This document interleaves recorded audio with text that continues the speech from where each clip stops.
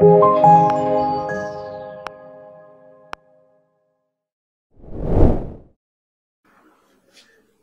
আলাইকুম সুপ্রিয় শিক্ষার্থীরা, কেমন আছো তোমরা?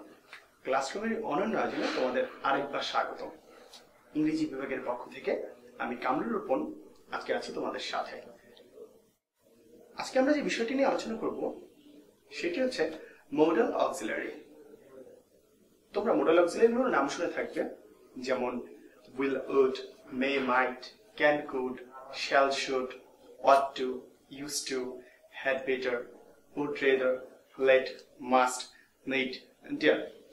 আচ্ছা, তো এই মডেল অক্সিলারিগুলোর ভেতর থেকে আমরা আজকে যেটা করব সেটা হচ্ছে একটি মডেল অক্সিলারি নিয়ে আলোচনা করব, সেটি হচ্ছে used to।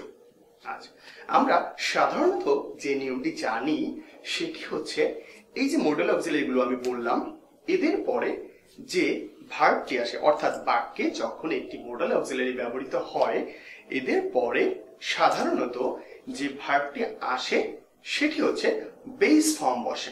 বেস ফর্ম অর্থাৎ মূল ফর্ম বসে। তো আজকে আমরা চলো ব্যাপারগুলো উদাহরণের মাধ্যমে বোঝার চেষ্টা করি। আমি লিখছি used to।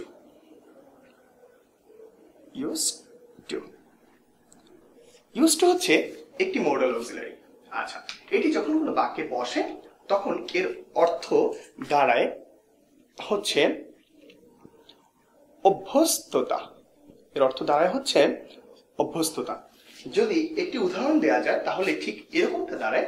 যদি আমি বলি যে হচ্ছে হি used to swim every day। He used to swim every day।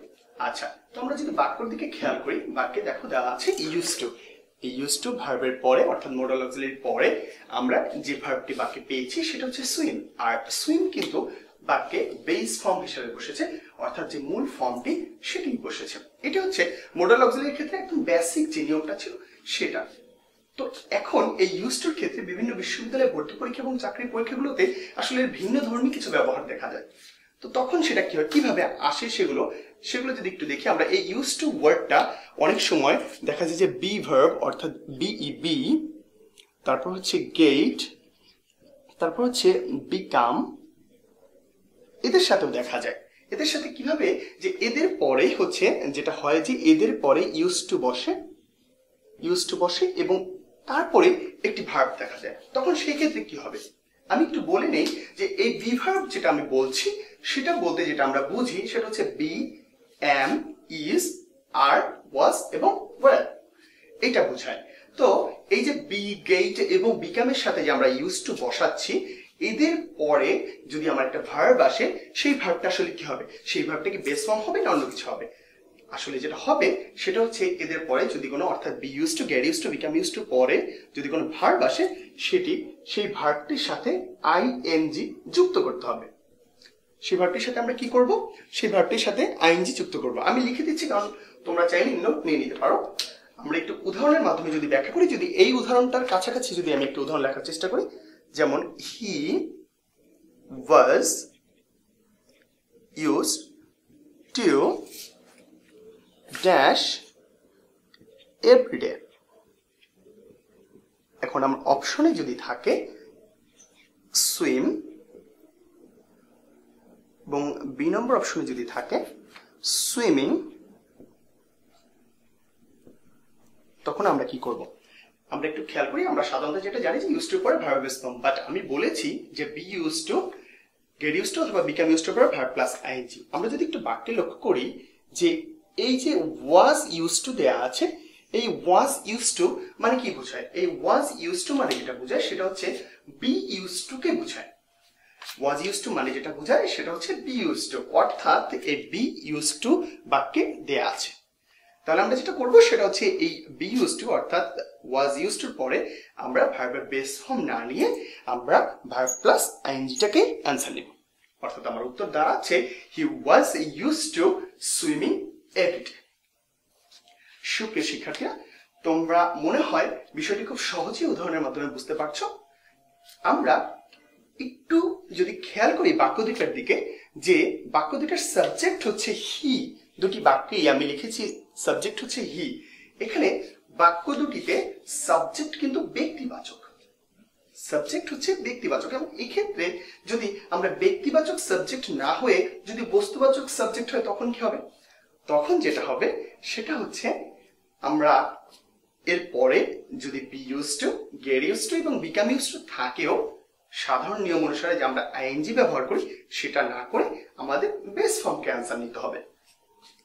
আমি যদি একটা উদাহরণ দিই তোমাদের জন্য বুঝতে খুবই সুবিধা হবে। যদি আমি লিখি যে হচ্ছে sugar is used to dash tea, অপশনে যদি দেয়া হয় make, making। খেয়াল করো এখানে বাক্যটিতে আমার সাবজেক্ট হচ্ছে সুগার, বাক্যটিতে সাবজেক্ট হচ্ছে sugar. Sugar is used to dash T. Okay, তো আমরা যদি একটু বাক্যটা বাংলা করি তাহলে দেখা যায় যে চা তৈরিতে ব্যবহৃত হয় হচ্ছে চিনি, চা তৈরিতে ব্যবহৃত হচ্ছে চিনি।